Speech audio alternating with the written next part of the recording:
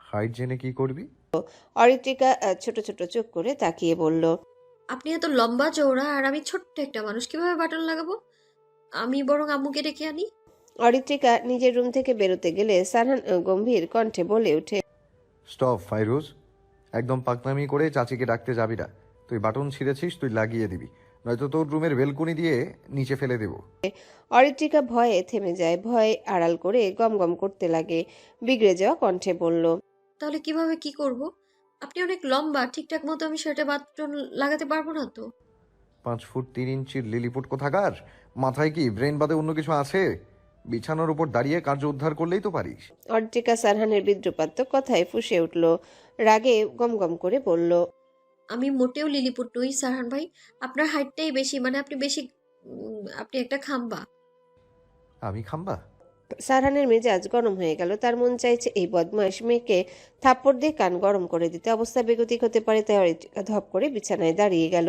সারহান কিছুটা এগিয়ে এসে দাঁড়ালো। অরিত্রিকা এক পলক তাকালো সারহানের দিকে, দেখলো সারহান তার দিকে অগ্নি দৃষ্টিতে তাকিয়ে আছে, চোখ যেন রক্তাভ বর্ণ ধারণ করেছে। অরিত্রিকা নিজেকে বাঁচাতে সাহস নিয়ে শার্টের বাটন লাগাতে শুরু করলো।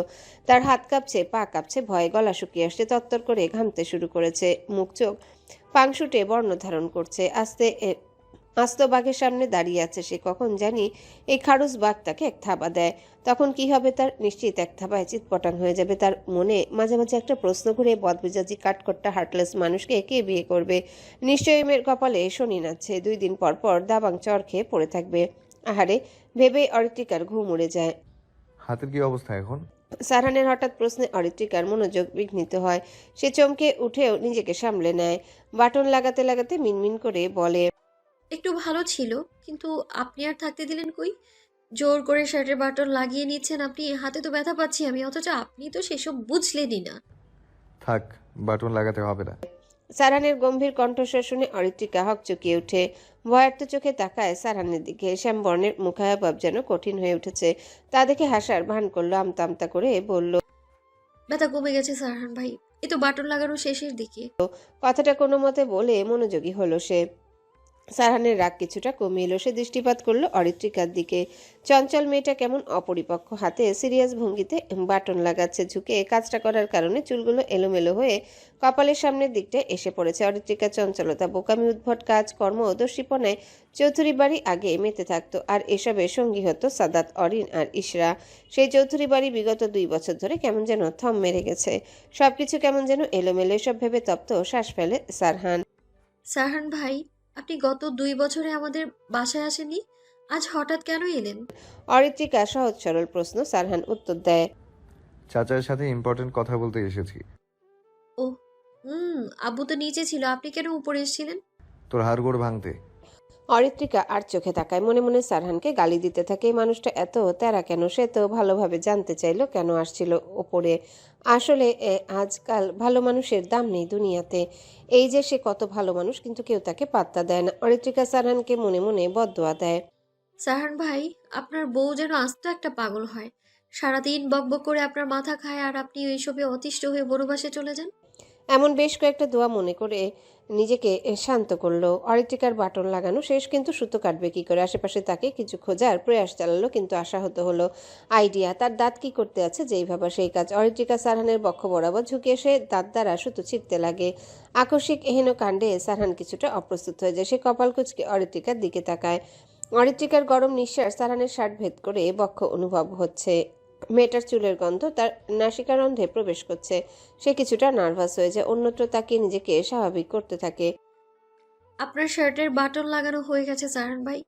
অরিত্রিকা সুতো ছিঁড়ে হাসি মুখে পড়ল। সারহান যেন শুনেও শুনল না। সে দূরত্ব বজায় রেখে অনেকটা দূরে এগিয়ে দাঁড়ালো। রুমটা ভালোভাবে পরখ করে দেখলো, বেশ গোছানো। অরিত্রিকা সারহানের কোনো প্রতিক্রিয়া না পেয়ে বিছানা থেকে নামলো। তারপর সুইটা জায়গা মতো রেখে এগিয়ে আসলো সারহানের সামনে। নিচ থেকে ভেসে আসছে কিছু পরিচিত কণ্ঠস্বর।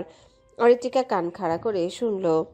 তার মানে সারহান ভাই একা আসেনি, তার সাথে বড় মা, বড় বাবা সাদাত আর ইশরা এসেছে। অরিত্রিকা লাফিয়ে উঠল। সারহান ভাই, বড় মা, বড় বাবা সাদাত আর ঈশ্বর এসেছে। অরিত্রিকার প্রফুল্ল চিত্তে বলা কথায় সারহান দৃঢ় দৃষ্টিতে তাকায়। স্বাভাবিকভাবে বলল। হ্যাঁ, এসেছে।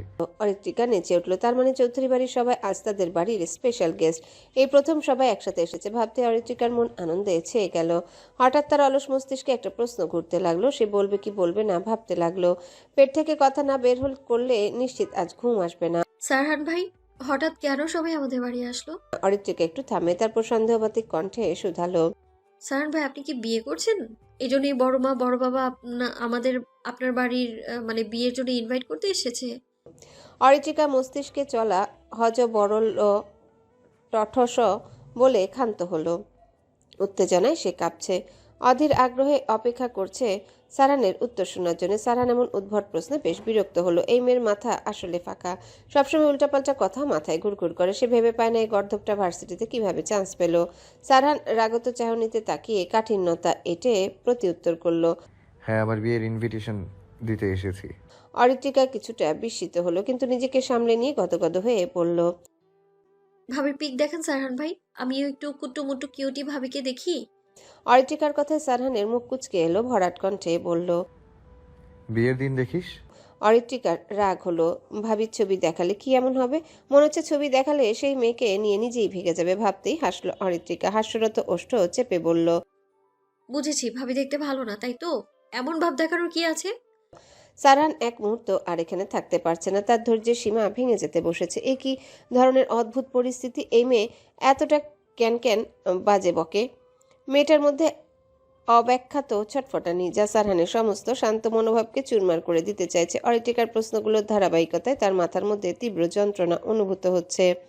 একের পর এক প্রশ্ন, একের পর এক বিরোধ, সবকিছু অজানা চাপ হয়ে পড়েছে তার উপর। সে যত চেষ্টা করুক না কেন তার মন শান্ত হতে চাইছে না। রাগ ও বিরক্তিতে অনুভূতি তাকে ক্রমশ প্রবলভাবে আঘাত করতে শুরু করেছে। সে নিজেকে সামলানোর প্রচেষ্টায় ব্যর্থ। এটা আর সম্ভব হচ্ছে না মনে মনে ভাবল সারহান। সে জানে এই মুহূর্তে সে কোনো সিদ্ধান্ত নিলে পরিস্থিতি আরো জটিল হয়ে উঠবে, কিন্তু তাও সে তার মধ্যে জমে থাকা অস্থিরতা নিয়ন্ত্রণ করতে পারছে না। সারহান রাগ সংবরণ করে ওষ্ঠ বাঁকিয়ে হেসে বলল, আমার না হওয়া বেবিজান যথেষ্ট সুন্দরী।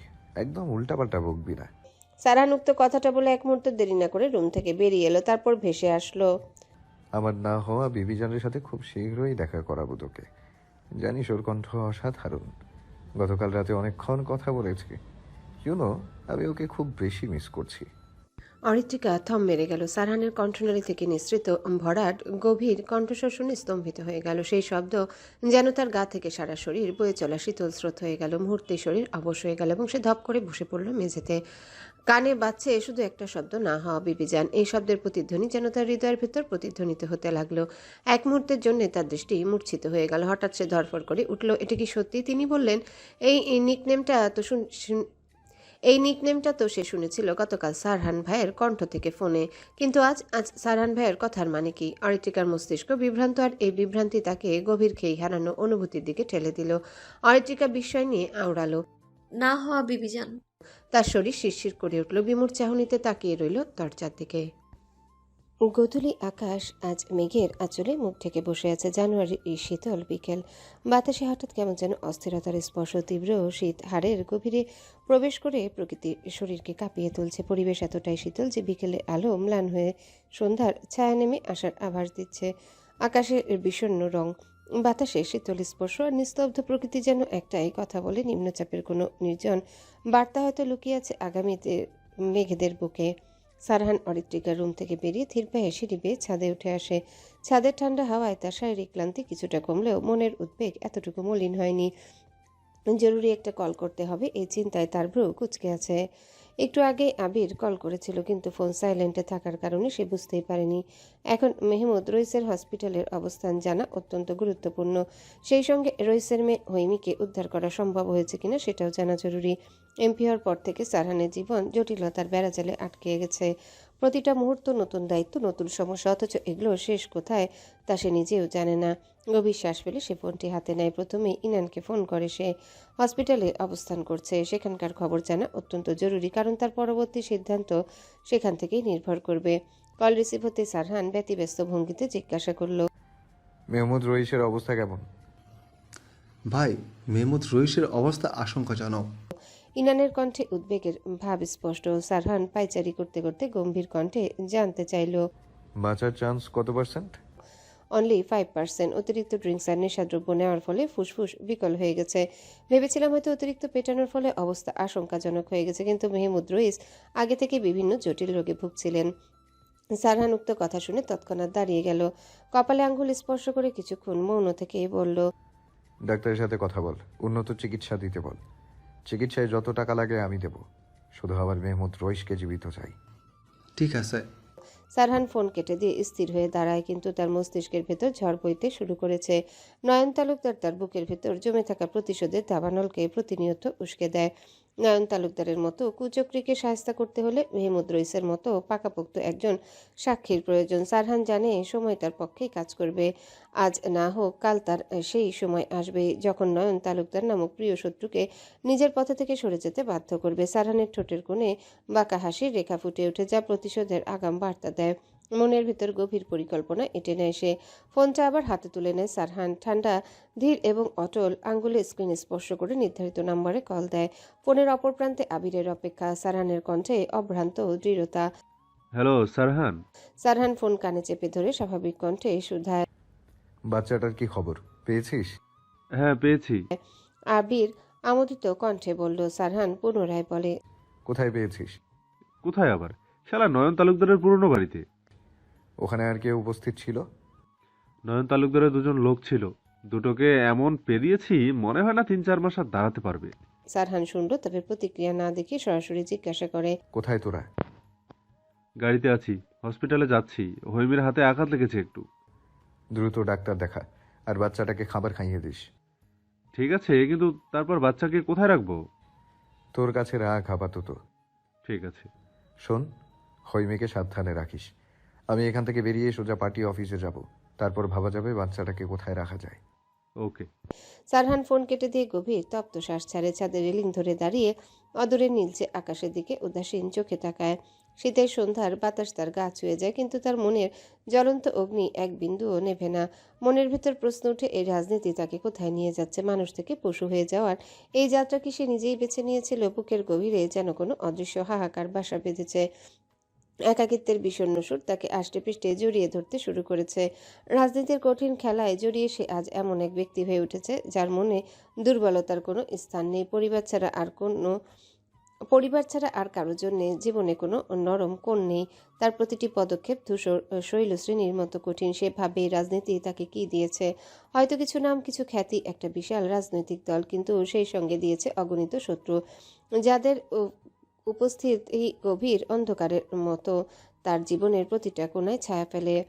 স্বাধীন চেতা জীবনের স্বপ্ন এখন তার কাছে দুর্বার মরীচিকা। এখানে ভুলের কোনো জায়গা নেই, কারণ একটি ভুল পদক্ষেপই তার জীবনকে শেষ অধ্যায়ে নিয়ে যেতে পারে। সারহান আবারও গভীর শ্বাস ফেলে। তার মনের দ্বন্দ্ব আর হতাশার জালে বন্দী হয়ে নীরব দাঁড়িয়ে থাকে। ভাই, তুমি আমাদের না জানিয়ে বিয়ে করে ফেলেছ, আর একটা বাচ্চাও আছে তোমার। আমাদের এসব জানাবে না, তাই আমার ভাতিজিকে পার্টি অফিসে লুকিয়ে রেখেছ। পেছন হতে সাদাতের বিস্ময়ে বলা কথাগুলো শ্রবণ হতে সারহান আকাশ হতে দৃষ্টি নামিয়ে নেয়। বুক টান টান করে তীক্ষ্ণ চোখে তাকায় সাদাতের দিকে। ভ্রুযুগল বেঁকে যায় কিছুটা, বিরক্তে ছেয়ে যায় তার মুখ। ভরাট কণ্ঠে বলে, কি বললি, আবার বল। সাদাত কিছুটা এগিয়ে আসে, অবিশ্বাস্য চাহনিতে তাকে মন খারাপ করে বলে, ভাই, তুমি এটা ঠিক করনি। বিয়ে করবে বললেই বাবা তোমার বিয়ে দিয়ে দিত, তা না বলে তুমি নিজে একা একা বিয়েটা সেরে নিলে। সাদাত সারহানকে ডাকতে ছাদে এসেছিল। এসে শুধু শেষের গুটি কয়েক কথা শুনে মন মতো যা ইচ্ছে ভেবে নিয়েছে। আগে পরে কিছু না ভেবে, উৎকণ্ঠা চেপে রাখতে না পেরে গড়গড় করে মাথায় চলা হজবরল বলে দিল। সারহানের মন মেজাজ বিগড়ে আছে। দুই দিকে চিন্তা এসে ভীষণ চিন্তিত। এরই মাঝে সাদাতের উদ্ভট কথা শুনে সারহানের চোয়াল শক্ত হয়ে এলো। গমগমে কণ্ঠে বলল, 1 লাইন বললে 10 লাইন বুঝিস। আগে কথাটা পুরো শুনে তারপর বিচার করবি। তোকে কে বললো আমি বিয়ে করেছি? সারহানের চোখে বিরক্তি, অথচ কণ্ঠে চাপা ধমক। সাদাত একটু থতমত খেয়ে যায়। গলার স্বরে যে গভীর রাগের ছাপ, তাতে নিজের ভুলটা আঁচ করতে দেরি হয় না। তবুও সে হাল ছাড়ে না। গলা নামিয়ে জিজ্ঞাসা করে, তাহলে বাচ্চাটা কে ভাই? তোকে জবাবদিহি করতে বাধ্য নই। সারহানের কণ্ঠে রাগের অদৃশ্য তীর প্রতিটা শব্দে ছুটে আসলো। অন্যদিকে সাদাতও কম যায় না। তার মনের গহীনে একরা সন্দেহ দানা বাঁধে। তার ধারণা ভাই নিশ্চয়ই গোপনে বিয়ে করেছে এবং একটা বাচ্চাও রয়েছে, যা সবার থেকে লুকিয়ে রেখেছে। এই সন্দেহ তাকে আরো উত্তপ্ত করে তোলে। সাদাত ভাবল মায়ের কানে এই কথা তোলাই সঠিক হবে। তার মনে বিশ্বাস সত্যিটা সামনে আনতেই হবে। যেই ভাবা সেই কাজ। এক মুহূর্ত দেরি না করে সাদাত উল্টো দৌড় দিল চিলেকোঠার দিকে। সেখানে গিয়ে মায়ের সামনে সমস্ত কথা ফাঁস করে দিবে। দুপুরের খাবার শেষে বসার ঘর জমজমাট। হাসি, আড্ডা, গল্প আর স্মৃতিচারণে ঘর জীবন্ত হয়ে উঠেছে। তবে এই প্রাণবন্ত পরিবেশে অনুপস্থিত দুজন, আরশাদ সাহেব এবং আজমল সাহেব। বহুদিন পর দেখা হওয়ায় তারা বাড়ির পাশে চায়ের দোকানে গিয়ে জমিয়ে আড্ডা দিচ্ছেন। সাথেই চলছে চা আর হালকা নাস্তা। অরিত্রিকা এক কোণে বসে চিপস মুখে দিচ্ছে, আর তার পাশে দাঁড়িয়ে ইশরা সেই চিপস ভাগ করে নিচ্ছে নির্লজ্জ ভঙ্গিতে। কিন্তু অরিত্রিকার মন অন্য কোথাও। তার চোখের সামনে ভেসে উঠছে দুপুরের দৃশ্য। সারহান রুম থেকে বেরোনোর পর তড়িঘড়ি করে সে নিচে নেমে আসে। নিচে এসে দেখে আরশাদ সাহেব, তানিয়া বেগম, সাদাত এবং ইশরা সকালে নাস্তা করছেন। অন্যদিকে সাথী বেগম আর অরিন আরশাদ সাহেবের নিয়ে আসা ফলমূল ফ্রিজে সাজাচ্ছেন। আজমল সাহেব বড় ভাই আর ভাবির সঙ্গে হাসি মুখে গল্পে মেতে আছেন। অরিত্রিকাকে দেখে আরশাদ সাহেব আর তানিয়া বেগম তাকে কাছে ডেকে শরীরের খবর নেন। তার এখন কেমন লাগছে তা জানতে চান। তখন অরিত্রিকা বুঝেছিল সবার এই হঠাৎ একত্রিত হওয়া মূলত তাকে নিয়ে। এতদিন পর এতজনকে একসাথে দেখে তার মন যেন শান্ত হয়ে আসছিল। তবে সেই শান্ত মনের ভেতরও একজনের জন্য রাগের আগুন জ্বলছিল। সে আর কেউ নয়, অতি বদমেজাজি খাড়ুস কাঠখোট্টা সারহান ভাই। দুপুরে তাকে এক মুহূর্তের জন্য গাধি বানিয়ে ছেড়েছিল। সারহানের সেই অভদ্র আচরণ তার মনের গভীরে কাটার মতো বিঁধে আছে। ইশরা বেবি, তোর মনে হয় না সারহান ভাই আজকাল বেশি ভাব নেওয়া শুরু করেছে? অরিত্রিকা সন্ধিহান সুর, এক মনে কিছু একটা ভেবে চলেছে। ইশরা চিপসের অবশিষ্ট অংশ মুখে পুরে বলল, ভাব নেওয়াই তো স্বাভাবিক। এমপি হয়েছে, হ্যান্ডসাম দেখতে। জানিস, ইদানিং বড় মামুর বাড়িতে সারাহান ভাইয়ের বিয়ের জন্য সম্বন্ধ আসছে। অরিত্রিকা আর চোখে তাকালো, কৌতূহলী ভাব নিয়ে জিজ্ঞাসা করল, কোনো মেয়ে পছন্দ করেছে বড় মা? বড় মামি বেশ কয়েকটা মেয়ের ছবি পছন্দ করে রেখেছেন, তবে এখনো সারাহান ভাইকে দেখায়নি। আমি ওয়েট করছি বিয়ের দাওয়াতের জন্য। জানিস, এখনই প্ল্যান করে রেখেছি সারাহান ভাইয়ের বিয়েতে কী ড্রেস পরবো, কোন গানে নাচবো। অরিত্রিকা মুখ বাঁকিয়ে নিজেকে নিজেই ভাবতে থাকে যার বিয়ে তার কোনো খবর নেই, অথচ পাড়া প্রতিবেশীর ঘুম নেই। এমন বিরক্তিকর ভাবনাগুলো মাথায় ঘুরপাক খাচ্ছে। চিপসের প্যাকেট থেকে আরেকটা চিপস তুলে মুখে পুরে মনোযোগ দিয়ে চিবাতে শুরু করলো। যদিও বাইরে সে শান্ত ভঙ্গিতে চিপস খাচ্ছে, কিন্তু তার মনের ভেতর ভয় এক বিশাল সাইক্লোনের মতো দাপিয়ে বেড়াচ্ছে। তার ভাবনা আটকে আছে ভার্সিটি সেই চিরকুটের কাহিনীতে। সেই ঘটনাটা যদি কোনোভাবে সারহান ভাই জানতে পারে, আর যদি জানতে পারে যে সেই চিরকুটের আসল মালিক আর কেউ নয় বরং অরিত্রিকা নিজে, তখন কি হবে? সারহানের সেই খারুজ বদমেজাজি স্বভাবের কথা ভাবতেই অরিত্রিকার শরীর দিয়ে শীতল স্রোত বয়ে যায়। সেদিন হয়তো তার বাঁচার আর কোনো উপায় থাকবে না। সারহান ভাই তাকে মুহূর্তে ধুয়ে মুছে শেষ করে দেবে, তা নিয়ে তার একটুও সন্দেহ নেই। এমন ভয়ে আচ্ছন্ন হয়েও বাইরে সে নির্বিকার থাকার ভান করে চিপস খেতে থাকে। সাদাত সিঁড়ি বেয়ে দ্রুত নামলো, ছুটে এসে দাঁড়ালো সবার সামনে। মনে উত্তেজনার দৌড়ে আসায় হাঁপিয়ে গিয়েছে সে। তানিয়া বেগম কথা বলা বন্ধ করে জিজ্ঞাসা করলেন। সাদাত যেন এই প্রশ্নের জন্য অপেক্ষা করছিল। জোরে শ্বাস টেনে গড়গড় করে বলল, আমি ডাকতে গিয়ে দেখলাম ভাই কথা বলছে। তানিয়া বেগম বললেন, তার মানে এখনো কথা বলা শেষ হয়নি? হয়েছে। কাকে নিয়ে কথা বলছিল এটা শুনলে মাথা ঘুরে যাবে। কাকে নিয়ে কথা বলছিস শারহান? আমার ভাতিজিকে নিয়ে কথা বলছিল। তোর ভাতিজি মানে?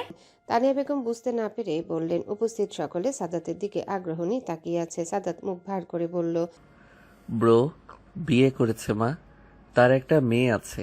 সকলে বাকরুদ্ধ হয়ে গেল। সাদাতের বলা কথা যেন বজ্রপাত ঘটালো। এসব তারা কি শুনছে? বিয়ে, বাচ্চা, কখন কি হলো? তানিয়া বেগম কিছুটা রেগে পড়ল। এসব কি বলছিস? সাদাত আগের মতোই বলে ওঠে, সত্যি বলছি, ব্রোর মেয়ের নাম হৈমি। আমি নিজ কানে শুনেছি। তানিয়া বেগমের মাথা ঘুরে গেল। তিনি থম মেরে মাথা ধরে বসলেন। সাথী বেগম কি বলবে বুঝতে পারছে না। অরিন ছুটল সারহানকে ডাকতে। ইশরা স্তব্ধ হয়ে রইল। অরিত্রিকার হাত থেকে চিপসের প্যাকেট মেঝেতে পড়ে গেল। হতবুদ্ধির ন্যায় বসলো। এসব সে কি শুনছে? সারহান ভাইয়ের বিয়ে হয়ে গেছে, একটা বাচ্চা আছে। সে এসব শুনে পুরাই শকড। অরিত্রিকার নাটকীয় ভঙ্গিতে দোকানে হাত দিয়ে মৃদু চিৎকার দিয়ে বলল, না, আমি বিশ্বাস করি না। প্রেমের সমাধি ভেঙে মনে শিকল ছিঁড়ে পাখি যায় উড়ে যায়, তোমায় পাবো না জানি, শুধু চোখের পানি দিয়ে গেলি আমায়। সেই মুহূর্তে ভেসে এলো ইশরার হতাশায় নিমজ্জিত কণ্ঠের গানটি। ডাইনিং রুমের পরিবেশ নীরব এবং স্তব্ধ হয়ে আছে। চারিপাশে বিরাজ করছে গভীর পিনপিনে নীরবতার শাসন। কারো মুখে কোনো শব্দ নেই, সবার চোখে মুখে অবিশ্বাস্য ধরনের জড়তা। মনে হচ্ছে সবাই একসাথে কোনো দুঃসহ বাস্তবতাকে উপলব্ধি করার চেষ্টায় নিমগ্ন। হঠাৎ ঘটে যাওয়া ঘটনাটি বজ্রপাতের ন্যায় আঘাত করেছে সবার সত্তায়। সাদাত মায়ের পাশে নীরব ভঙ্গিতে বসে আছে, মাথায় 2 হাত চেপে ধরে। তার চেহারায় হতবুদ্ধি ভাব, মাথার ভেতর চিন্তার ঝড় বইছে। ইশরা একপাশে মুখ ফুলিয়ে বসে আছে, চেহারা অভিমান আর বিস্ময়ে আচ্ছন্ন। তার মনে কোনোভাবে আসল ঘটনার পূর্ণরূপটা স্পষ্ট হয়ে ওঠেনি। অরিত্রিকার ওষ্ঠকোণে পৈশাচিক হাসির রেখা ফুটে উঠেছে, তার চোখ সিঁড়ির দিকে নিবদ্ধ। সে অপেক্ষা করছে সেই সময়ের জন্য যখন তানিয়া বেগমের রোষের তীব্র ঝাঁজ সারহানের উপর ঝরে পড়বে। সেই দৃশ্য দেখার মধুর প্রতীক্ষায় তার চোখে আনন্দের জোয়ার বইছে। সারহান ভাই যে ছুপা রুস্তম হতে পারেন তা তার কল্পনারও বাইরে ছিল। অরিত্রিকা দৃষ্টি ঘুরিয়ে বাড়ির সদর দরজার দিকে তাকায়। তার চোখে মুখে গভীর প্রতীক্ষার ছাপ। সে অপেক্ষা করছে আশরাত সাহেব ও আজমল সাহেবের আগমনের। বাবা ও চাচা এমন সময় আসলে মন্দ হতো না। সবার প্রতীক্ষার অবসান ঘটিয়ে সিঁড়ি বেয়ে নিচে নেমে এলো সারহান। তার মুখাবয়ব কঠিন শিলাখণ্ডের ন্যায় কঠিন, চোখে মুখে বিরক্তির রেখা স্পষ্টভাবে খোদিত, কপালে চিন্তার ভাঁজ আর তীক্ষ্ণ দৃষ্টিতে প্রতিফলিত দৃঢ়তার অভিজ্ঞান। তার চলার ভঙ্গিমা ভারী। তার পিছু পিছু কাচুমাচু মুখে নেমে এলো অরিন। তার চেহারা এক অদ্ভুত লজ্জা আর সংশয়ের আভা। সে তাড়াহুড়ো করে পা চালিয়ে অরিত্রিকার পাশে গিয়ে দাঁড়ালো। অরিত্রিকার ওষ্ঠকোণে তখনও বিদ্রুপ মাখা হাসির আভাস, চোখে দৃষ্টির শান আরও প্রখর। তানিয়া বেগম থমথমে গলায় বলে উঠল, এসব আমি কি শুনছি শারহান? সারহান দাম্ভিক ভঙ্গিতে এগিয়ে আসে, সাদাতের পাশে বসে আরাম করে ভ্রুযুগল কুচকে আগ্রহী হয়ে জিজ্ঞাসা করে, কি শুনেছো? শুনলাম তুমি নাকি গোপনে বিয়ে করেছো। হঠাৎ করে আজগবি কিছু কথা শোনার পর সারহানের মুখাবয়ব পরিবর্তন হয়ে গেল। তার চিন্তা এক মুহূর্তে ঘুরে গেল। সে আন্দাজ করলো নিশ্চয়ই সাদাতে সে এসব অবাস্তব কাহিনী সাজিয়ে বলেছে। ভেবেই তার মেজাজ আরো খারাপ হয়ে গেল। নিজের বাড়িতে সাদাত আর অরিত্রিকার মতো গর্ধব থাকলে শান্তিতে থাকা দেয়। সামান্য কিছু ঘটলেও তারা সেটা বড় করে দেখার অভ্যাস এখনো ত্যাগ করতে পারেনি। সারহান বাঁকা দৃষ্টিতে সাদাতের দিকে তাকালো, তীক্ষ্ণ দৃষ্টিতে। সে আকস্মিকভাবে এক হাতে সাদাতের কান চেপে মলে দিল।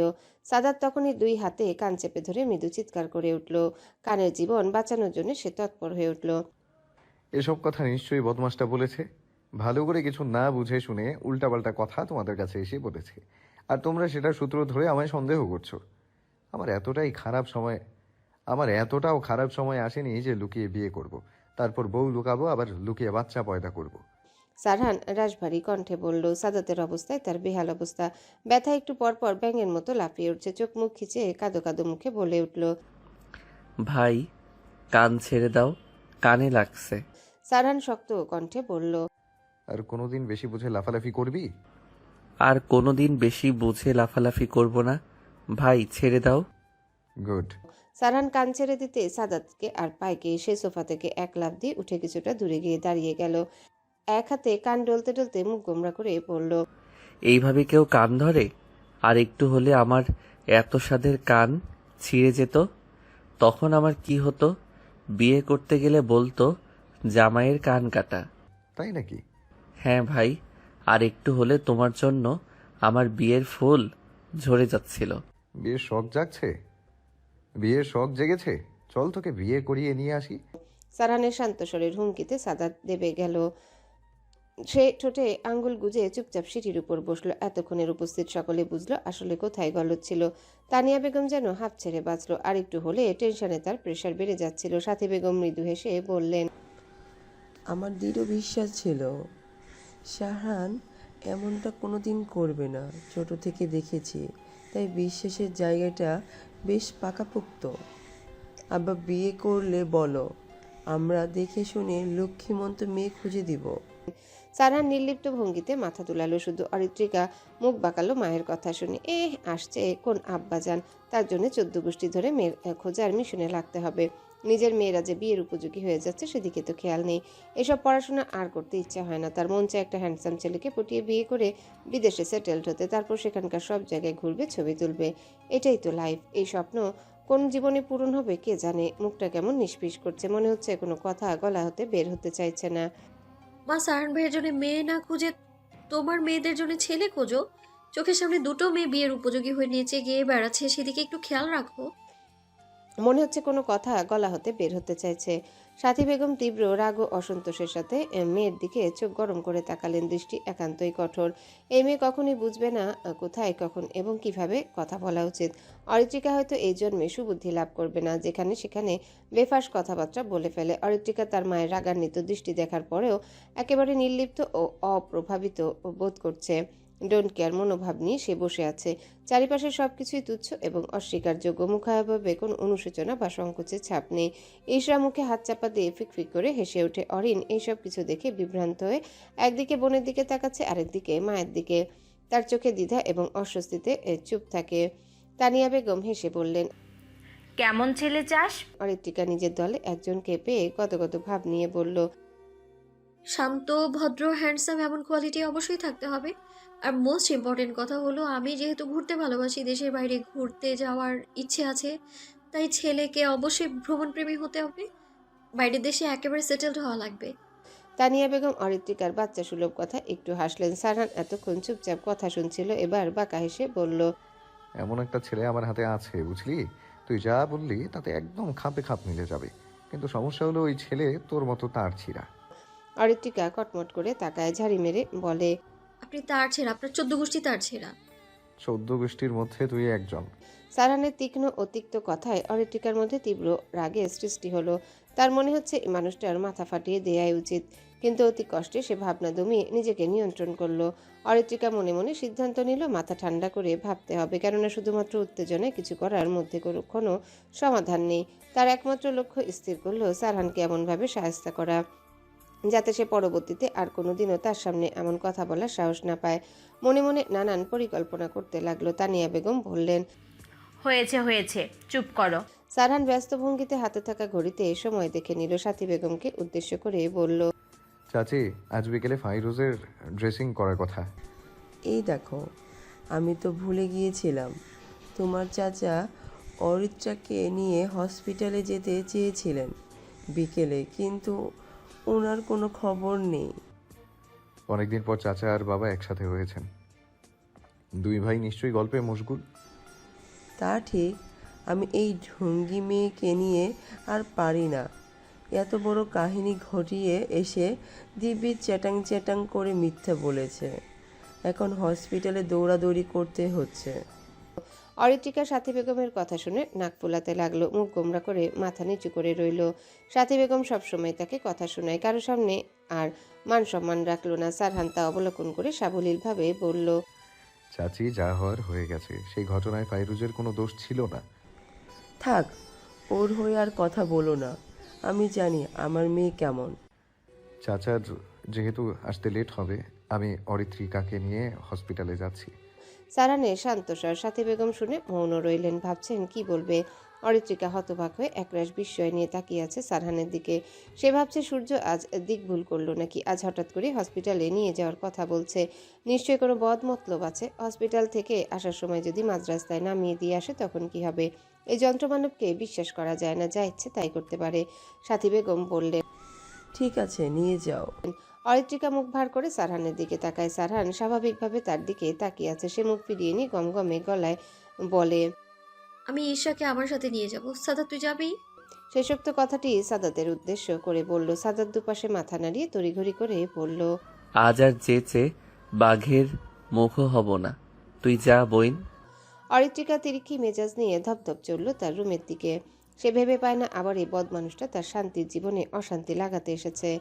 সারহান গাড়ির সামনে দাঁড়িয়ে আছে, চোখে কালো চশমা, মুখে গাম্ভীর্য ভাব, ভ্রু যুগল বাকিয়ে তীক্ষ্ণ চোখ জোড়া সদর্তর যায় নিবিদ্ধ করে রেখেছে। বিরক্ত লাগছে বটে।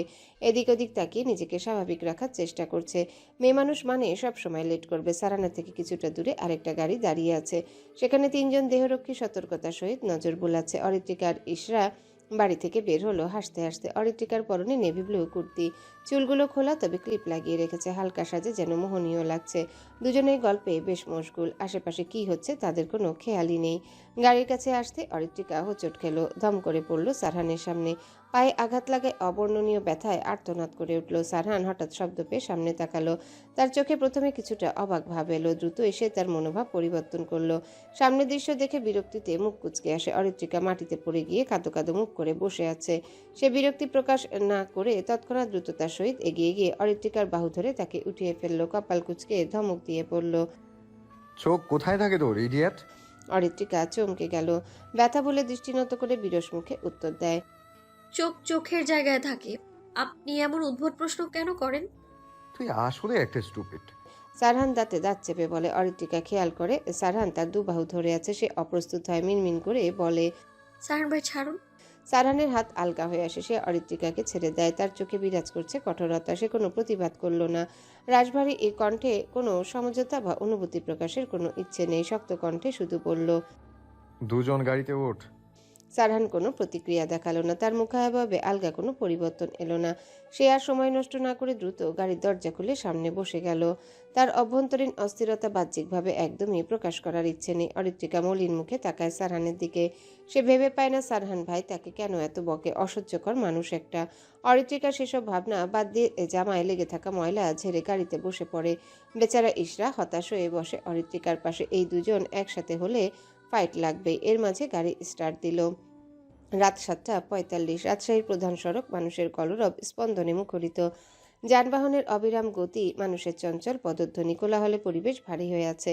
শিক্ষানগরী বলে পরিচিত হলেও এই শহর এখন ব্যস্ততার নতুন সংজ্ঞা গড়ে তুলেছে। দিনের তুলনায় রাতে এখানে অধিক জীবন্ত। সড়কের দুধারে দাঁড়িয়ে থাকা রাজকীয় ল্যাম্পপোস্টগুলো তাদের হলদেটে আলো বিলিয়ে দিয়েছে মানুষের রাস্তায়। পথচলতি মানুষের ছায়াগুলোকে দীর্ঘ থেকে দীর্ঘতর করে তুলেছে। আলো আঁধারের এই খেলা শহরের ব্যস্ততম রাত্রিকে অন্যরকম আবহ এনে দিয়েছে। নানান শ্রেণীর মানুষ ছুটছে নিজ নিজ গন্তব্যে। কারো মুখে ক্লান্তির ছাপ, কারো চোখে তীব্র উদ্দীপনা। সড়কের পাশে সারিবদ্ধ দোকানপাট, শপিং মল, বিলাসবহুল রেস্তোরাঁ, সবখানে মানুষের ঢল নেমেছে। ফুটপাতে চায়ের দোকানে ধোয়া ওঠা কাপ হাতে আড্ডায় মগ্ন কয়েকজন। পাশে কোনো পথশিশু কাগজ কুড়িয়ে নিচ্ছে। কোথাও বা হকারের উচ্চস্বরে ডাক ভেসে আসছে, ঈশ্বর বেবি, আনমনা হয়ে কি ভাবছিস? ইশরা ঘাড় ঘুরিয়ে অরিত্রিকার দিকে তাকায়। অরিত্রিকা সন্ধিহান দৃষ্টিতে তাকিয়ে আছে। মুখের ভাব ভীষণ সিরিয়াস। অরিত্রিকারা হসপিটাল থেকে বেরিয়েছে কিছুক্ষণ আগে। সারহান তার পরিচিত ডাক্তারের কাছে নিয়ে গিয়েছিল অরিত্রিকাকে। ড্রেসিং করে কিছু জরুরি ওষুধপত্র নিয়ে আবারও গাড়ি করে রওনা হয়েছে গন্তব্যে। ইশরা গভীর চিন্তায় ডুবেছিল। কিছুক্ষণ চুপ থেকে ধীরস্বরে বলল, ভাবছিলাম তোকে যে শ্যুট করেছি তার কোনো খোঁজ পাওয়া গেল না কেন? আর সবচেয়ে অদ্ভুত ব্যাপার, তোর গায়ে যে গুলি লেগেছে সেটা কোনো নিউজ চ্যানেল বা সংবাদপত্রে কোথাও হাইলাইট হয়নি। সব কিছু কেমন যেন ধোঁয়াশার মতো লাগছে। অরিত্রিকাও ভাবুক হয়ে গেল। কিছুক্ষণ মৌন থেকে সামনের ফ্রন্ট সিটে বসে থাকা সারহানের দিকে তাকালো। সে কিছু একটা আন্দাজ করে ফিসফিস করে বলল, এসব সারহান ভাইয়ের পাওয়ার বই। নিশ্চয়ই ওই বেটা গুম করে দিয়েছে। এসব নিউজ চ্যানেলের লোকদের চুপ থাকতে বলেছে। এই জন্যেই এসব রাজনীতিবিদদের আশেপাশে সামনে পেছনে কোথাও থাকতে নেই। কখন দেখবে আমাদের মতো নাদানদেরও গুম করে দেবে। ইশরা সিটে একটু নড়ে চড়ে বসলো। ওষ্ঠকোণে এক চিলতে রহস্যময় হাসি ফুটিয়ে চক্ষু দোয়ায় শুরু করে তাকালো অরিত্রিকার দিকে। গলায় খোঁচা মারা সুর এনে বলল, আগে তো খুব বলতি রাজনীতিবিদকে বিয়ে করবি, এখন আবার মুখে অন্য বলি ফুটলো কেন? অরিত্রিকা চমকে উঠল। চোখের পলক ফেলতে না ফেলতেই সতর্ক দৃষ্টিতে সারহানের দিকে তাকালো। ইশরার কথা কানে গেছে কিনা তা বোঝার চেষ্টা করলো। সারহান এক দৃষ্টে ফোন স্ক্রল করছে। মুখাভাবে কোনো পরিবর্তন নেই, অস্বাভাবিক নিষ্প্রিয়। তার এই ভাবলেশীনতা অরিত্রিকার মনে সামান্য স্বস্তি এনে দিল। সে নিঃশব্দে একবার শ্বাস নিল, তারপর তড়িঘড়ি ফিসফিস করে বলল, এই আসতে বল, গাড়িরও কিন্তু কান আছে। ইশরা দুহাতে মুখ চেপে হাসছে। এই মুহূর্তের মজাটা সে পুরোপুরি উপভোগ করছে। অরিত্রিকার মুখ অমাবস্যার ন্যায় কালো হয়ে গেল। বিরক্তিতে গাল ফুলিয়ে গাড়ির গ্লাস নামিয়ে বাইরে তাকায়। এই মেয়ে কোথায় কখন কি বলতে হয় একদম জানে না। সবসময় এমন কিছু বলে বসে যা তাকে সারহান ভাইয়ের সামনে ছোট করে দেয়। বাইরের বাতাস মুখে আলতো ছুঁয়ে দিয়ে যাচ্ছে। অরিত্রিকার মনটা তাতে শান্ত হয় না। স্মৃতির কুঠুরি থেকে এক পশলা অতীত উকি দেয়। 4-5 বছর আগের এক বৃষ্টিস্নাত দিনের কথা মনে পড়ে যায়। তখন তার বয়স 14 কি 15 হবে। সে আর ইশরা ছাদের চিলেকোঠায় দাঁড়িয়ে বৃষ্টির পানি নিয়ে খেলছিল। কখনো বা একে অপরকে পানি ছিটিয়ে দিচ্ছিল। হাসি ঠাট্টার মাঝে সময় কেটে যাচ্ছিল অনায়াসে। মজা করছিল, ভিতরে ভিতরে ভয় পাচ্ছিল তাদের এই অবস্থা দেখে। তাহলে আর রক্ষা থাকবে না। বেশ কিছুক্ষণ বৃষ্টি উপভোগের পর দুইজনে ভিজে একাকার হয়ে নিচে নামছিল, আর তখনই সামনে পড়ে গেল সারহান। অরিত্রিকা সিঁড়ির মাঝখানে হঠাৎ থমকে গেল, সাথে ইশরাও। তাদের সামনে দাঁড়িয়ে থাকা সারহানের চোখে মুখে সেই চিরচেনা গম্ভীরতা। স্বভাব সিদ্ধ কণ্ঠে হঠাৎ জিজ্ঞাসা করে বসল। জামা ভিজলো কিভাবে? অরিত্রিকা ভয়ে মাথা নিচু করে দাঁড়িয়ে রইল, কোনো উত্তর দিল না। কিন্তু সারহান চুপ করে থাকলো না, ধমকের সুরে আবারও প্রশ্ন করল। বলছি জামা ভিজলো কি করে?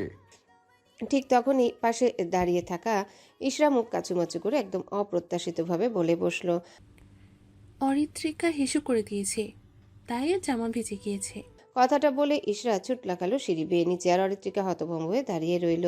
লজ্জা, রাগ, অপমান সব মিলে চোখে পানি চলে এলো তার। কোনো কথা খুঁজে পেল না বলার মতো। ইশরা মেয়েটা তার মান সম্মানের একেবারে ফালুদা বানিয়ে দিয়েছে, তা আবার বদমেজাজি মানুষটার সামনে। অরিত্রিকা কাঁদতে কাঁদতে চোখ মুখ লাল করে একপাশে দাঁড়িয়েছিল। সারহান কিছুক্ষণ শান্ত চোখে তাকিয়ে রইল অরিত্রিকার ক্রন্দনরত মুখ পানে, অতঃপর কোনো কথা না বলে আশ্চর্যজনকভাবে চলে গেল ছাদের দিকে, যেন কিছুই শুনেনি। অরিত্রিকা সেদিন পুরো পৃথিবী ওলটপালট হয়ে গিয়েছিল। সেদিনের কান্না, অপমান আর রাগ সব মিলে সে যেন মাটিতে মিশে গিয়েছিল। ইশরার সাথে তার সেদিন ভয়ানক ঝগড়া হয়। কথায় কথায় দুজনের বাকযুদ্ধ এমন জায়গায় গিয়েছিল যে প্রায় 1 মাস তারা একে অপরের সাথে কথা বলেনি। সেই ঘটনার পর থেকে অরিত্রিকা সারহানকে দেখলে লুকিয়ে পড়তো। লজ্জায়, অপমানে, বিব্রত করা অবস্থার ভয়ে হয়তো এমনটা করতো। মনে মনে সে শপথ নিয়েছিল এই ফুপির বেটিকে আর কখনো কোনো গোপন কথা বলবে না। কিন্তু সমস্যা একটাই, সে ভুলেই গিয়েছিল যে তার গোপন কথা না বললে পেটের ভেতর শান্তি আসে না। কোন দুঃখে যে ইশরাকে একদিন বলে বসেছিল সে রাজনীতি করা ছেলেকে বিয়ে করবে। একদম বলা ঠিক হয়নি। এই যে আজও সেই কথা নিয়ে তাকে বেকায়দায় ফেলতে চেয়েছিল। অরিত্রিকা খুব ভালো করে বুঝতে পারছে এই মেয়ের সামনে মুখ খুললেই বিপদ। হতাশায় জর্জরিত হয়ে অরিত্রিকা গাড়ির সিটে হেলান দিল, দীর্ঘশ্বাস ফেলে দৃষ্টি ফেরালো বাইরের দিকে। রাস্তার ধারে ফুলের দোকানিরা বাহারি ফুলের পসরা সাজিয়ে বসেছে। কৃত্রিম আলোর নরম ঝলকানিতে সেই ফুলগুলো মোহনীয়, মনোমুগ্ধকর লাগছে। লাল গোলাপের গভীর রং, রজনীগন্ধা শুভ্র মাধুর্য, জারবেরার উজ্জ্বলতা সবকিছুতেই চোখ ধাঁধিয়ে যাচ্ছে। অরিত্রিকা এক দৃষ্টিতে সেই দিকে তাকিয়ে রইল। চোখ জুড়িয়ে গেল, মন একটু প্রশান্ত হলো যেন। অজান্তেই মন ডেকে বলল তার এই মুহূর্তে লাল গোলাপ চাই। সারহান ভাই, গাড়ি থামাতে বলুন। অরিত্রিকা আচমকা উচ্চস্বরে চিৎকার করে উঠল। ইশরা আতকে উঠে তার দিকে তাকায়। সামনের সিটে বসা সারহানের মনোযোগে ব্যাঘাত ঘটে। ঘাড় বাঁকিয়ে পেছনে তাকিয়ে তার তীক্ষ্ণ দৃষ্টি অরিত্রিকার উপর স্থির হয়। চোখে মুখে বিরক্তি স্পষ্ট। দাঁতে দাঁত চেপে নিচু গলায় বলল। সমস্যা কি তোর? এমন চিল্লাচ্ছিস কেন? গোলাপ ফুল নিব, গাড়ি থামাতে বলুন দ্রুত।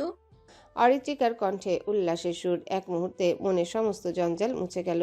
তবে সারহান তার চিরাচরিত গম্ভীরতায় ভ্রু দুটি কুঁচকে সামনের দিকে চোখ মেলেই ফোনে মনোযোগী হয়ে গেল। কিছুক্ষণ পরে বিরক্তি ছড়িয়ে ভরাট কণ্ঠে বলে। মাঝ রাস্তায় দাঁড়িয়ে ফুল কেনার মতো সময় কিংবা মুড কোনোটাই নেই আমার। অরিত্রিকা বেশ রেগে গেল, রাগত স্বরে বলল। আপনি গাড়ি ঘুরিয়ে ফুলের দোকানের কাছে নিয়ে যেতে বলুন, নয়তো আমি চিৎকার করে বলবো আপনি আমায় কিডন্যাপ করে নিয়ে যাচ্ছেন।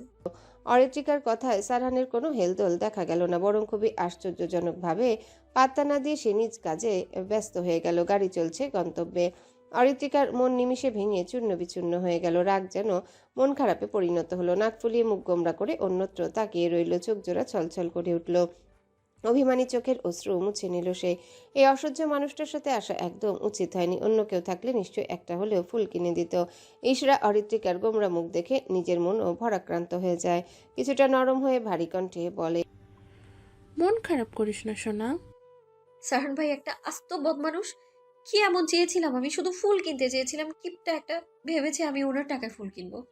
আমারও তো টাকা আছে, এটা হয়তো ভুলেই গেছেন উনি। অরিত্রিকা মলিন মুখে বলল। ইশরা অরিত্রিকার মনকে কিছুটা শান্ত করার জন্য তাকে সান্ত্বনা দিয়ে বলল। আগামীকাল আমি আর তুই ঘুরতে যাব পদ্মার পাড়ে। আসার সময় তোর পছন্দের লাল গোলাপ কিনে দেব। আর মন খারাপ করে থাকিস না। অরিত্রিকা মন খারাপ করে বসে থাকে। ইশরা হতাশ হয়ে সামনে তাকায়। মিরর এ চোখ পড়তেই ভরকে যায় সে। সারহান গম্ভীর মুখে মিররের দিকে তাকিয়ে তাদের অবলোকন করছে। ইশরা দ্রুত চোখ ফিরিয়ে অরিত্রিকার দিকে তাকায়। Stop the car. সারহানের নির্দেশনা পেয়ে গাড়ি থামিয়ে দেয় ড্রাইভার। হঠাৎ ব্রেক করতে অরিত্রিকা এবং ইশরা চমকে যায়। দুজনে কৌতূহল বশত তাকায় সারহানের দিকে। সারহান ফোনে সময় দেখে কাটকাট স্বরে বলে ওঠে। 5 মিনিট সময় দিলাম ফুল কেনার জন্য। 5 মিনিটের বেশি সময় নিলে আই সোয়ার তোদের দুজনের এখানেই রেখে চলে যাব। অরিত্রিকা এবং ইশরা কিছু না বুঝে নির্বাক হয়ে একে অপরের দিকে তাকায়। ঘাড় বাঁকিয়ে দেখার চেষ্টা করে কোথায় এসেছে তারা। বাহিরে তাকিয়ে হতবাক হয়ে যায়। অবিশ্বাস্য চাহনিতে তাকায় সারহানের দিকে। এটা তো সেই জায়গা যেখানে অরিত্রিকা কিছুক্ষণ আগে ফুলের শপ দেখেছিল। ভাবতে অবাক লাগে সারহান ভাই গাড়ি ঘুরিয়ে আবার একই স্থানে নিয়ে এসেছে। অরিত্রিকা এবং ইশরা দুজনে আনমনা থাকায় খেয়াল করেনি তারা কোন রাস্তায় যাচ্ছে। অরিত্রিকার মন ভালো হয়ে যায়, উচ্ছ্বসিত হয়ে বলল, ধন্যবাদ সারহান ভাই, চল ঈশা। অরিত্রিকার শেষোক্ত কথাটি ইশরাকে বলার পর তারা দুজনে একে অপরকে মিষ্টি হাসি উপহার দিয়ে গাড়ি থেকে নেমে পড়ল। সারহান একদম নির্বিকার ও গম্ভীরভাবে গাড়িতে বসে থেকে ফ্লাওয়ার শপের দিকে তাকিয়ে রইল, তার চোখে কোনো ভ্রুক্ষেপ ছিল না। অরিত্রিকা ও ইশরা ফুলের দোকানে ব্যস্ত হয়ে পড়ল। চারিপাশে কাঁচা ফুলের মিষ্টি গন্ধে বাতাস ভরপুর। দোকানি বাহারি রকমের ফুলের পসরা সাজিয়ে বসেছে। অরিত্রিকা মনোযোগ দিয়ে পছন্দের ফুলগুলো ছুঁয়ে দেখছে এবং ফুলের সৌন্দর্যে মুগ্ধ হয়ে হাসি হাসি মুখে মুহূর্তগুলো উপভোগ করছে। তার দৃষ্টি একদম আটকে আছে লাল গোলাপের দিকে। গোলাপগুলো চিরকালীন সৌন্দর্য দিয়ে তার মনকে ছুঁয়ে যায়। সেগুলোর গাঢ় লাল রং, সুঘ্রাণ এবং প্রশান্তি তার অন্তরকে শান্তি দেয়। নরম হাতে একটা পছন্দসই গাঢ় লাল গোলাপ তুলে নেয় আর সুঘ্রাণে মোহিত হয়ে যায়। এক মুহূর্তে সে চোখ বন্ধ করে ফুলটির সৌন্দর্য আর গন্ধে ডুব দেয়। চোখ খুলে মুচকে হাসতে হাসতে মনে মনে ভাবে, ইস, আজ কেউ থাকলে নিশ্চয়ই গোলাপ কিনে দিত, প্রপোজও করতো, কিন্তু কেউ নেই। ঠিক তখনই ইশরা পাশে এসে দাঁড়ায়। অরিত্রিকা তার সাথে ফিল্মি স্টাইলে কিছুটা মজা করে ভাবতে থাকে। যেই ভাবা সেই কাজ। ঈশাকে তো ফ্রেন্ড হিসেবে প্রপোজ করাই যায়। অরিত্রিকা ঘাড় ঘুরিয়ে রাগ ঢাক না করে সামনের দিকে হাতের গোলাপ বাড়িয়ে প্রাণবন্ত আমোদিত কণ্ঠে বলে ওঠে, I love you, do you love me? কিন্তু হায় কপাল, কি বলে ফেললো! সামনে ভালোভাবে তাকাতে সে স্তম্ভিত হয়ে গেল। চোখ তার চরক গাছ। দ্রুততার সহিত হাত নামিয়ে তটস্থ ভঙ্গিতে দাঁড়ায়। সামনের মানুষটাকে দেখে তার কলিজা কেঁপে উঠেছে। সামনে ইশরা নয় বরং জাদ্রেল সারহান ভাই দাঁড়িয়ে আছে। নিশ্চয়ই বাজখাই গলায় ধমক দেবে, নয়তো পাবলিক প্লেসে থাপ্পড় খাবে। তীক্ষ্ণ চাহনি তার হৃদস্পন্দন বাড়িয়ে দিচ্ছে। ভয়ের মাত্রা বাড়ছে তার। কালো মাস্ক পরিহিত মানুষটি তার দিকে অদ্ভুত চোখে তাকিয়ে আছে, ভ্রুযুগল কুঁচকে আছে। দেখে মনে হচ্ছে অতিশয় বিরক্ত মানুষটি। অরিত্রিকা ঢোক গিলে অস্বস্তি নিয়ে ধীর কণ্ঠে শুধায়, সারহান ভাই, আপনি এখানে কি করছেন? সারহান কোনো প্রতিক্রিয়া দেখায় না। শান্ত চাহনি চক্ষুদ্বয় অরিত্রিকার ভয়ার্ত মুখাভাবে নিবদ্ধ, যেন ও কিছুই শোনেনি এমন ভাব। অরিত্রিকা মাথা নিচু করে উসখুস করতে লাগলো। খেয়াল না করে সারহান ভাইকে সরাসরি প্রপোজ করে দিল ভেবে লজ্জায় হাঁসফাঁস করে উঠল সে। সারহান তাকে চমকে দিয়ে হঠাৎ অরিত্রিকার হাত হতে গোলাপটি নিয়ে নেয়। আকস্মিক এহেন কাণ্ডে বাকরুদ্ধ হয়ে গেল অরিত্রিকা। সে সংকুচিত নয়নে তাকায় সামনে দণ্ডায়মান মানবটির দিকে। সারহান গোলাপটি নেড়ে দেখছে। I love red roses. You know, the beauty of a rose lies not in its color, but in its fragrance. Just as a person's true essence is found in the heart. সারহানের কণ্ঠ বেশ শান্ত ও সম্মোহিত শোনালো। অরিত্রিকা চোখ পিটপিট করে তাকিয়ে রইল অবুজের ন্যায়। ওষ্ঠযুগল উল্টে কিছু একটা ভাবতে থাকে। সারহান সেই অবুজ চাহনি দেখে অদ্ভুত হাসে। এক কদম এগিয়ে যায় অরিত্রিকার দিকে। হাতের মুঠোবন্দি গাঢ় রঙের লাল গোলাপ সযত্নে গুজে দেয় অরিত্রিকার কৃষ্ণবর্ণীয় খোলা চুলের গহ্বরে। তারপর পুনরায় পিছিয়ে যায়। অরিত্রিকা স্তব্ধ হয়ে যায়। আজ তার ভীষণ অবাক হওয়া দিন। সারহানের নতুন সত্তায় সে আজ খেই হারিয়ে দ্বিধায় ভুগছে। চঞ্চল চোখ জোড়ায় ভিড় করেছে অসংখ্য দ্বিধা। সে আগ্রহ নিয়ে চুলে গুজে রাখা গোলাপ ছুঁয়ে দেয়। সারহান তার পরখ করে। সারহান স্বাভাবিকভাবেই বলে, You don't look bad at all with a rose tucked in your hair. সারহানের বলা অপ্রত্যাশিত প্রশংসা শ্রবণ হতে অরিত্রিকার মাথা যেন চক্কর দিয়ে ওঠে। সারহানের নতুন রূপ দেখে সে বেহুশ অজ্ঞার। সে দুই চোখ কষলে বিস্মিত চাহনিতে তাকায়। মস্তিষ্ক অতিরিক্ত ভাবনা নিতে না পেরে হ্যাং হয়ে গেছে। এসব হচ্ছেটা কি? সে ভেবেছিল 2-4টা থাপ্পড় পড়বে গালে, এখন তো সব কাহিনী উল্টে গেল। এমন শান্ত রূপ দেখে সে পুরোই শখ। সেসব ভাবনা চিন্তা গিলে বলল, সারহান ভাই, ঠিক আছেন আপনি? না মানে আপনার এমন অদ্ভুত কথা কেন বলছেন আপনি হঠাৎ? আর আপনার এমন শান্ত রূপ আমার কাছে কেমন যেন সন্দেহজনক লাগছে। লাল পানি খেয়েছেন? সারহানের চোখ সংকুচিত হয়ে গেল, ভাবভঙ্গি পরিবর্তন হয়ে গেল মুহূর্তে। ভরাট কণ্ঠে বলল, এই পাবলিক প্লেসে থাপ্পড় খেতে ইচ্ছে করছে তোর? 2-4টে থাপ্পড় মেরে আমার আসল রূপ দেখিয়ে দেবো? সারহানের কণ্ঠের গম্ভীরতা মুহূর্তের মধ্যে বদলে গেল। চোখের তীক্ষ্ণতা যেন আরো প্রবল হয়ে উঠল। অদ্ভুত শীতলতায় ভরা ভাবভঙ্গি অরিত্রিকার শির দ্বারা ঠান্ডা করে দিল। অরিত্রিকা একটু সশব্দে শ্বাস ফেলল, তড়িঘড়ি করে বলে, না, দরকার নেই, আপনি এখানে দাঁড়ান, আমি ঈশাকে ডেকে নিয়ে আসি। অরিত্রিকা কথাটা বলে সেখান থেকে পগার পার হয়ে যায়। সারহান খিচে আসা মেজাজ নিয়ন্ত্রণ করতে লাগলো। দৃষ্টি ফিরিয়ে পাশের কাঠের টেবিলে সাজিয়ে রাখা ফুল দেখতে থাকে। বেশ কয়েকটা গোলাপ মুঠোয় নেয়। মৃদু রহস্যময় হেসে আওড়ায়, যে হৃদয়ের রুক্ষতা, সে কখনোই লাল গোলাপের ভালোবাসা অনুভব করতে পারে না, কারণ সেই ভালোবাসা তো মনোমুগ্ধকর ও মিষ্টি অনুভূতি। অরিত্রিকার বাড়ির সামনে এসে থামলো আভিজাত্যপূর্ণ দুটো গাড়ি। পেছনের গাড়ি হতে নেমে দাঁড়ালো দুজন, দেহরক্ষী এবং সতর্কতার সহিত বিশেষ ভঙ্গিতে রাস্তা বরাবর দাঁড়িয়ে গেল। এরপরে সামনের গাড়ি থেকে নামে সারহান। মুখাবয়বের অভিব্যক্তি কঠোর এবং গম্ভীর। সে দাম্ভিকতা বজায় রেখে বক্ষ টান করে 2 কদম এগিয়ে এসে কিছুটা দূরে দাঁড়ালো। গাড়ির পেছনের দরজা খুলে নামলো অরিত্রিকা এবং ইশরা। দুজনেই বেশ শান্ত এবং নীরব। দুজনে ভদ্রমেয়ের মতো এগিয়ে আসলো ধীর পায়ে। সারহানের কাছাকাছি আসার আগে ইশরা অরিত্রিকাকে ইশারা করে বলল ভারীর ভেতরে যাবে। অরিত্রিকা কিছু একটা বলার জন্য ডাকবে, সেই সময়টুকু পেল না। তার আগে ইশরা হুম্বিতম্বি করে ভেতরে চলে গেল। অরিত্রিকার মেজাজ চটে গেল। সে বেজায় বিরক্ত হয়ে সেই স্থানে থম মেরে বাড়ির সদর দরজার দিকে তাকিয়ে রইল। কিছু বলবি? সারহানের গম্ভীর কণ্ঠস্বর কর্ণকুহরে প্রবেশ করতে অরিত্রিকা চমকে উঠল। সদর দরজা হতে চোখ ফিরিয়ে সারহানের দিকে তাকালো তটস্থ ভঙ্গিতে। চঞ্চল ভীত দিশাহীন চক্ষুদয় স্থির করলো শ্যাম মানবের মুখাবয়বে। রাতের রাস্তার পাশে ল্যাম্পপোস্টের সোডিয়াম ক্ষীণ আলোয় তীক্ষ্ণ বাদামি বর্ণের চক্ষু, সরু নাক, কালচে এলোমেলো চুল, খোঁচা খোঁচা দাড়ি চোখে পড়ল। চোখে মুখে গাম্ভীর্য ভাব ফুটে উঠেছে। এই গম্ভীর মানুষটাকে সে কবে হাসতে দেখেছে মনে নেই। এমন অ্যাটিটিউড নিয়ে ঘুরলে যে কোনো মেয়েই দেখলে একদম ফিদা হয়ে যাবে। অরিত্রিকার চোখ কেমন ধাঁধিয়ে যাচ্ছে পুরুষালী তীক্ষ্ণ চাহনিতে। সে একটু অপ্রস্তুত হয়ে যায়। তার চাহনি স্থির হয় না তীক্ষ্ণ দৃষ্টির চক্ষুদয়। সে দ্রুত চোখ ফিরিয়ে মাথা নত করে ধীর কণ্ঠে বলে, কিছু বলবো না। সারহান অরিত্রিকার অদ্ভুত আচরণ লক্ষ্য করে, কিছুটা কৌতূহলী হয়, কিন্তু তা দমিয়ে রেখে 2 হাত বুকে গুজে ভরাট কণ্ঠে বলে, তোর কিছু বলার না থাকলে আমি তোকে কিছু প্রশ্ন জিজ্ঞেস করব, তার আনসার দিবি। অরিত্রিকা কিছুটা ভরকে যায়। সারহান ভাই তাকে কি এমন প্রশ্ন করবে হঠাৎ? সামনে দণ্ডায়মান মানুষটির দিকে পিটপিট করে তাকিয়ে অস্ফুট স্বরে বলে, কি প্রশ্ন? রুহানের পুরো ডিটেলস দে। রুহান? কোন রুহান? আমি চিনি কোনো রুহান ফুয়ানকে? রুহানকে চিনিস না? সারহানের দৃঢ় ও সন্দেহবাতিক স্বর। অরিত্রিকা উসকুস করে ঢোক গিলে বলল, না, চিনি না। রাজশাহী বিশ্ববিদ্যালয়ে ডিপার্টমেন্ট অফ পলিটিক্যাল সায়েন্সে পড়াশোনা করে এবং তোর কোনো বেস্ট ফ্রেন্ড রুহানের কথা বলছি।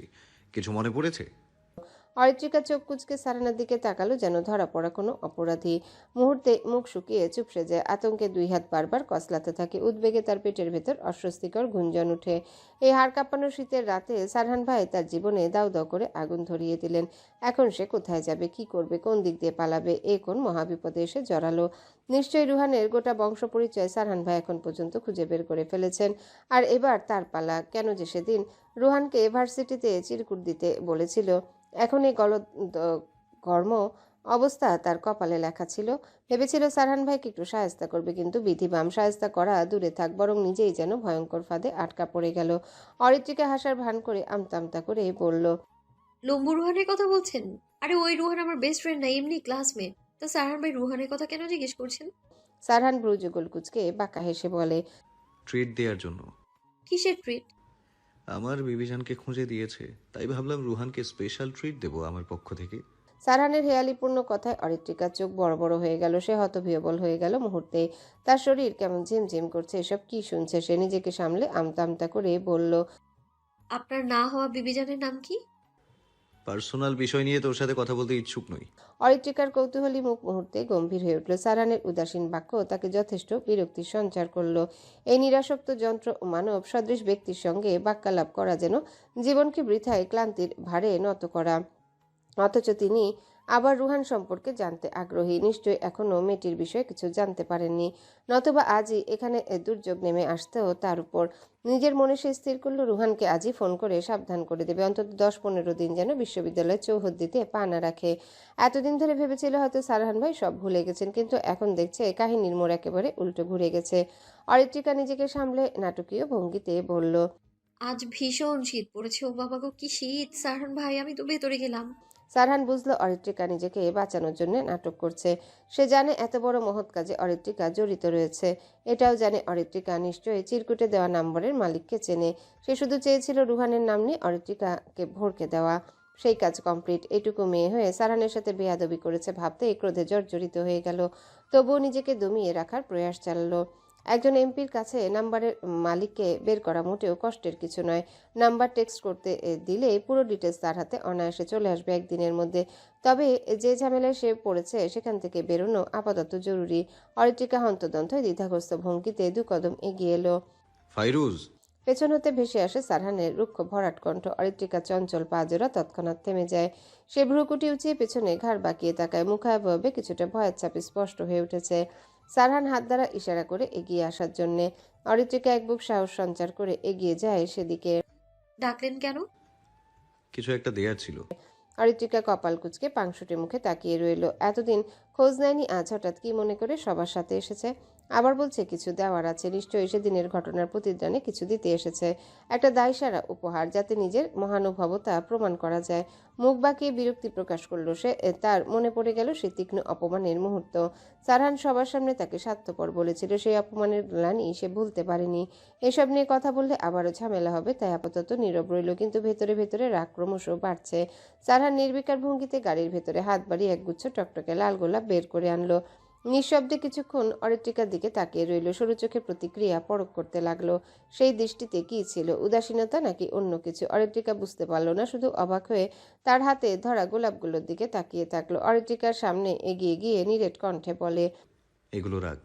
অরিত্রিকা মুহূর্তে স্তম্ভিত হয়ে গেল। তার চোখ বিস্ময়ে বড় হয়ে গেল। লাল গোলাপের দিকে তাকিয়ে কয়েক সেকেন্ড বোঝার চেষ্টা করলো এটা সত্যি তার জন্য কিনা। অরিত্রিকার ক্রোধ কর্পূরের ন্যায় উড়ে গেল। আচমকায় উচ্ছ্বসিত কণ্ঠে বলে উঠল, এগুলো কখন কিনলেন? ওয়াও, কি সুন্দর! কার জন্য কিনেছেন? অরিত্রিকার চোখে খেলা করলো চঞ্চল উন্মেষ। এতক্ষণকার অভিমান, বিরক্তি, ক্ষোভ সব মিলিয়ে হাওয়ায় উড়ে গেল। অথচ সারহান এখনো একই রকম নিরাসক্ত।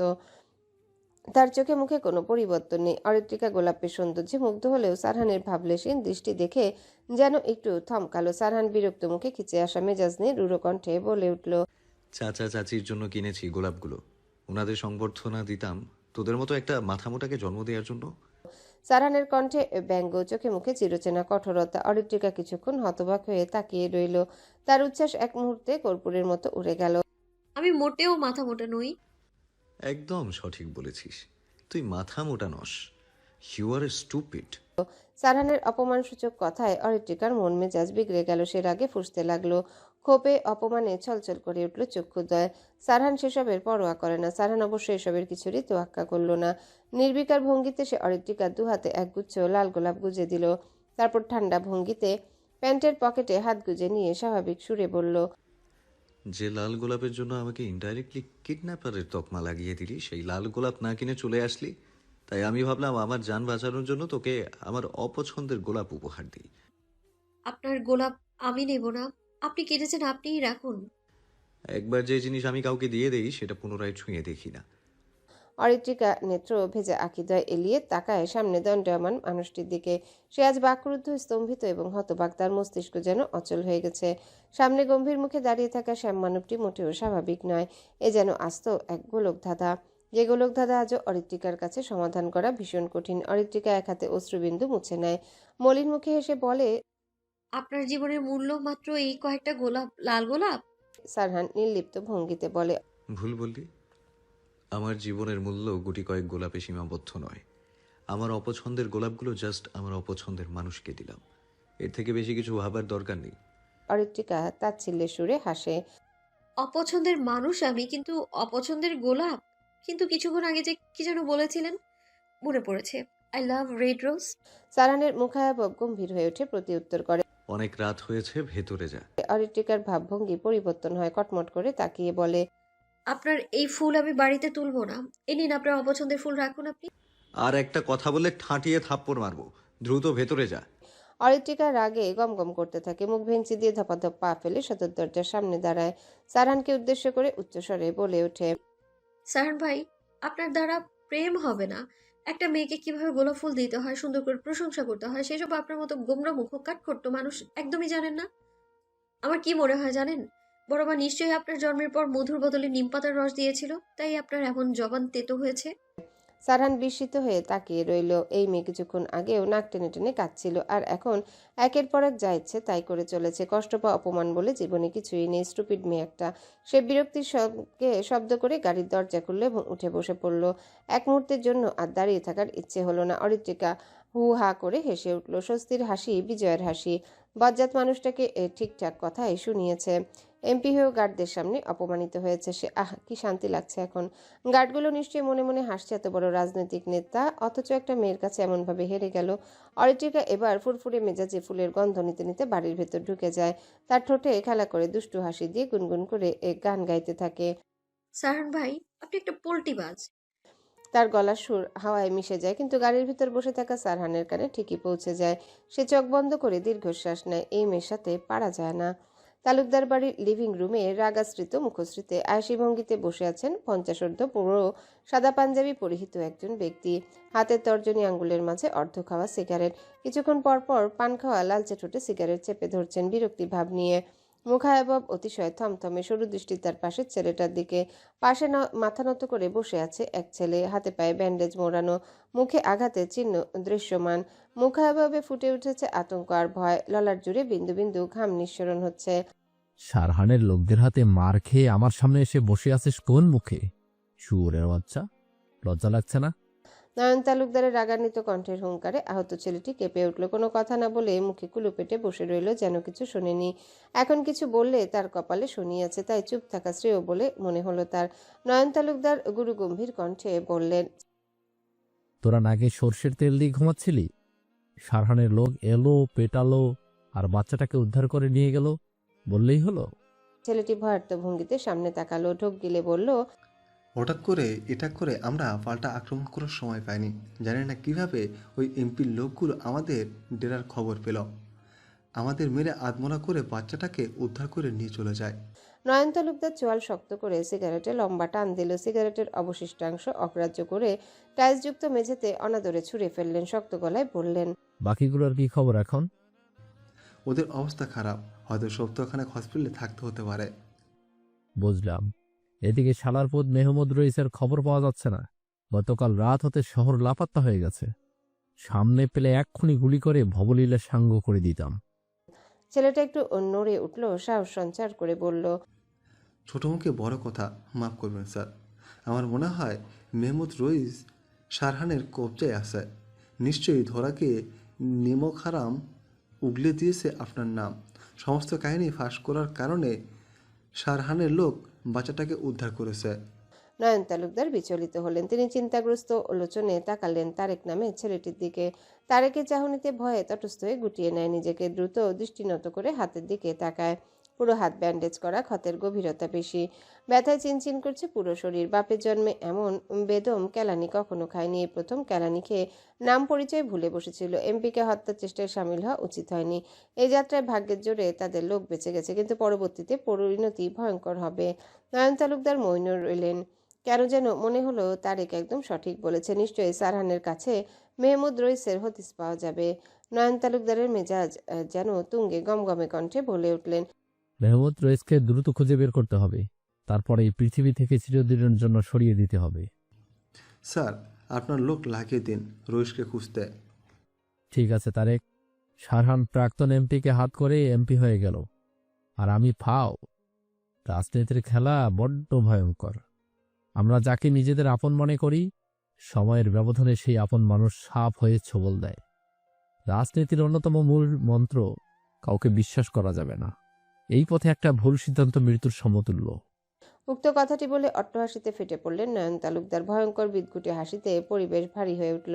তালুকদার বাড়ির লিভিং রুমে কুৎসিত হাসি প্রতিধ্বনিত হতে লাগলো। হঠাৎ হাসি থেমে যায়, ভাবমূর্তির পরিবর্তন হয়। শক্ত কণ্ঠে বললেন, চৌধুরী বাড়ির প্রতিটি সদস্যের ওপর আমার নজর পড়েছে। সারহানকে শেষ করতে ওর পুরো পরিবার যথেষ্ট।